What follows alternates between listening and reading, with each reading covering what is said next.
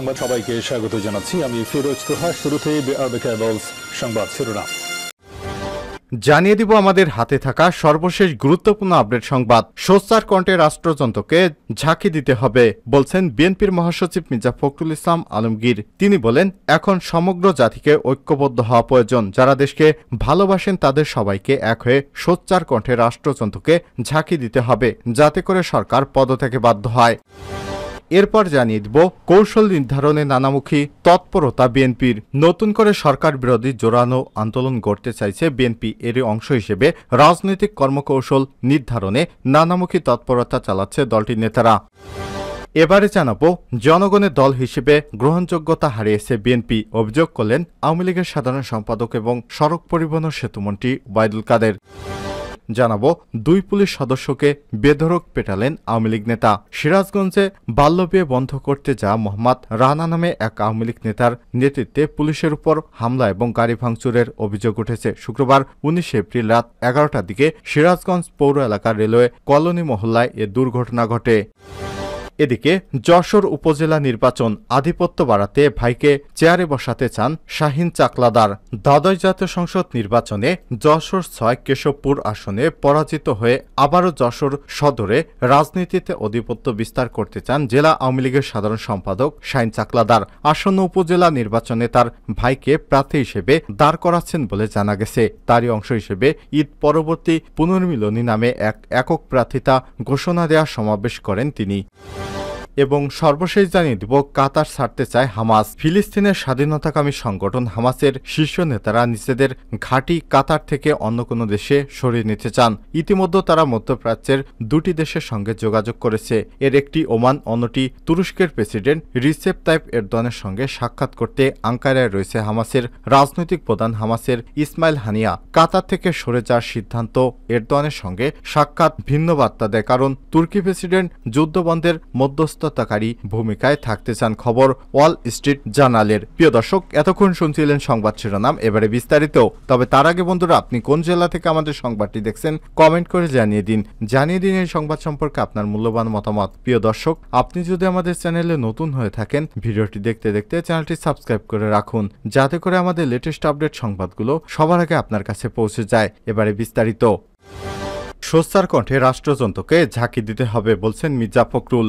বিএনপির মহাসচিব মির্জা ফখরুল ইসলাম আলমগীর বলেছেন, এখন সমগ্র জাতির ঐক্যবদ্ধ হওয়া প্রয়োজন। যারা দেশকে ভালোবাসেন তাদের সবাইকে সোচ্চার হয়ে রাষ্ট্রযন্ত্রকে ঝাঁকি দিতে হবে। আর শনিবার বিকেলে রাজধানীর রমনা ইঞ্জিনিয়ার্স ইনস্টিটিউশন মিলনায়তনের গণস্বাস্থ্য কেন্দ্রের প্রতিষ্ঠাতা ডাক্তার জাফরুল্লাহ চৌধুরীর প্রথম মৃত্যুবার্ষিকী উপলক্ষে আয়োজিত নাগরিক স্মরণ সভায় এসব কথা বলেছেন ফখরুল। মির্জা ফখরুল বলেন, আমাদের ডাক্তার জাফরুল্লাহ চৌধুরীর স্বপ্নকে বাস্তবায়ন করতে হবে। ডাক্তার জাফরুল্লাহ চৌধুরী ছিলেন জাতির অভিভাবক। তিনি এমন এক মুক্তিযোদ্ধা ছিলেন, আজীবন যুদ্ধ করেছেন। তিনি ডাক্তার জাফরুল্লাহ সহ সবসময় একটা সুন্দর সমাজ গড়তে চেয়েছেন, লড়াই সংগ্রাম করেছেন সত্য ন্যায় প্রতিষ্ঠার জন্য। যাদেরকে এই জাতির সবসময় স্মরণ করা দরকার, তার মধ্যে ডাক্তার জাফরুল্লাহ চৌধুরী অন্যতম।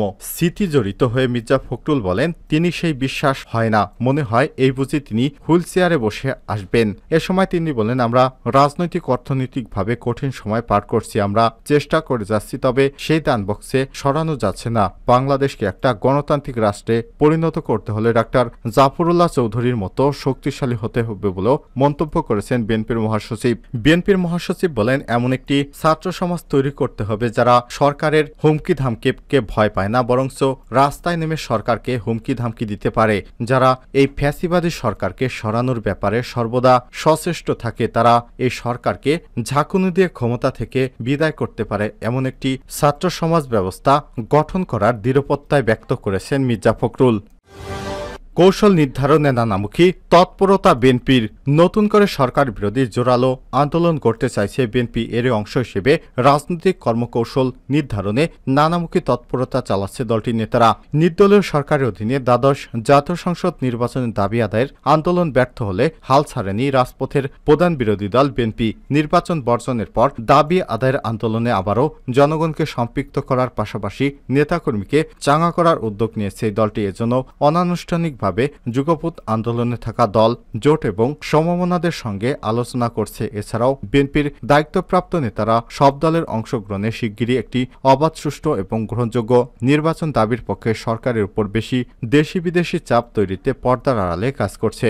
বিএনপির নির্ভরযোগ্য সূত্র জানায়, রাজনৈতিক কর্মকৌশল নির্ধারণে বিএনপি শিগগিরই বিরোধী সব রাজনৈতিক দলের নেতা, বিশেষ করে 7 জানুয়ারি নির্বাচন বর্জনকারী ছোট বড় 64 দল নিয়ে জাতীয় পর্যায়ে গোলটেবিলের বৈঠকের আয়োজন করবে। এরপর দক্ষিণ এশিয়ার দেশগুলোর সঙ্গে কূটনৈতিক সম্পর্ক জোরদার একটি সেমিনার করা হবে। ঢাকায় নিযুক্ত শক্তিধর দেশের কূটনৈতিক এবং প্রভাবশালী আন্তর্জাতিক সংস্থার প্রতিনিধিদের সঙ্গে মতবিনিময় চালিয়ে যাচ্ছে বিএনপির শীর্ষ নেতারা। দলটির প্রতিবেশী দেশ ভারতের চলমান লোকসভা এবং যুক্তরাষ্ট্রের আসন্ন প্রেসিডেন্ট নির্বাচনের দিকেও বিশেষ নজর রাখছে তারা। সূত্র জানায়, আগামী দিনের রাজনৈতিক করণীয় সম্পর্কে শুভাকাঙ্ক্ষী সুশীল সমাজসহ বিভিন্ন শ্রেণী পেশার মানুষের পরামর্শ নিচ্ছে বিএনপির শীর্ষ নেতারা। সরকার বিরোধী ডান বাম ইসলামী দলগুলোর সঙ্গে অনানুষ্ঠানিক আলাপ করছে তারা। বিগত 15 বছর ধরে ব্যর্থ আন্দোলনের অভিজ্ঞতা এবং ভুল ত্রুটি পর্যালোচনা করে নতুন কৌশল গ্রহণের উদ্যোগ নিয়েছে বিরোধী দলটি। বিএনপির স্থায়ী কমিটির সদস্য, আন্তর্জাতিক উইংয়ের প্রধান আমির খসরু মোহাম্মদ চৌধুরী গতকাল শুক্রবার সমকালকে বলেছেন, গণতন্ত্র পুনরুদ্ধারে আমাদের আন্দোলন চলমান। দেশের 95% মানুষ কথিত নির্বাচন প্রত্যাখ্যান করে আওয়ামী লীগ জোর করে ক্ষমতায় বসে রয়েছে। জনগণ দেশ পরিচালনায় আওয়ামী লীগকে কোনো ম্যান্ডেট দেয়নি। মানুষের ভোটাধিকার হরণকারী সরকারের বিরুদ্ধে আন্দোলন চলবে। এক প্রশ্নের জবাবে তিনি বলেন, আগামী দিনের আন্দোলন কর্মসূচি দল এবং সমমনা রাজনৈতিক দলের সঙ্গে আলোচনা করে ঠিক করা হবে। নির্দলীয় সরকারের অধীনে সব দলের অংশগ্রহণে অবাধ ও সুষ্ঠু নির্বাচন দাবির আন্দোলন কিভাবে সফল হবে দেশবাসী সময় মতো সিদ্ধান্ত নিবে। দলীয় সরকারের অধীনে নির্বাচনের দাবি মেনে না নেয় 7 জানুয়ারি সংসদ নির্বাচন বর্জন করে বিএনপি সহ 64টি রাজনৈতিক দল। এ নির্বাচনে আগের টানা 2.5 মাস সরকার পতনের চূড়ান্ত আন্দোলন সংগ্রাম করতে গিয়ে বিএনপির মহাসচিব মির্জা ফখরুল ইসলাম আলমগীর সহ বিপুল সংখ্যক নেতাকর্মী কারারুদ্ধ হয়েছেন। নির্বাচনের পর বন্দীদের মুক্ত করা, দল গোছানো প্রাধান্য দেয় হাইকমান্ড। বিগত 3 মাসে মহাসচিব, কেন্দ্রীয় নেতাসহ অনেকেই জামিনে মুক্তি হন। পবিত্র রমজান এবং ঈদ উল ফিতরের কারণে বড় ধরনের কর্মসূচি দেয়নি বিএনপি সহ বিরোধী দলগুলো। এ সময় আন্দোলনে হতাহত এবং গ্রেপ্তার নেতাকর্মীদের পরিবারের পাশে দাঁড়িয়েছে বিএনপি।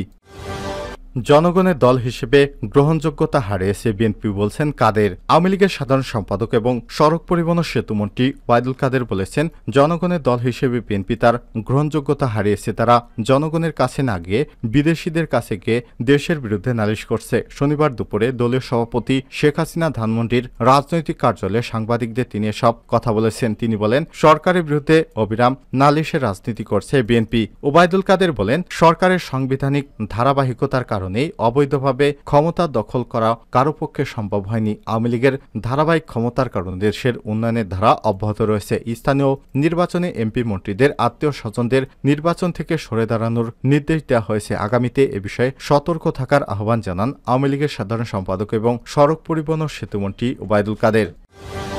2 পুলিশ সদস্যকে বেধড়ক পেটালেন আওয়ামী লীগ নেতা।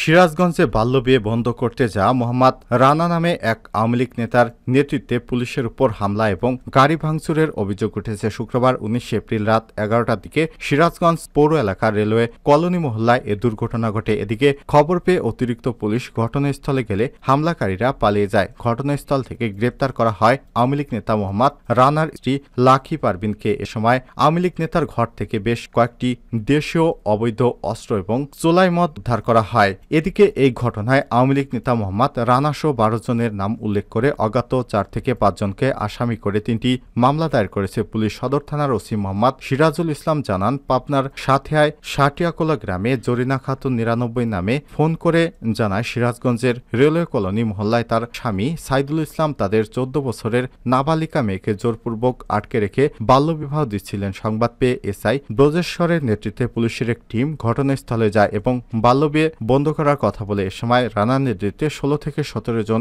দল তাদের উপর হামলা চালায়। এ সময় হামলাকারীরা এসআই ব্রজেশ্বর সহ কয়েকজন নারী কনস্টেবলকে মারধর এবং একটি মোটরসাইকেল ভাঙচুর করে।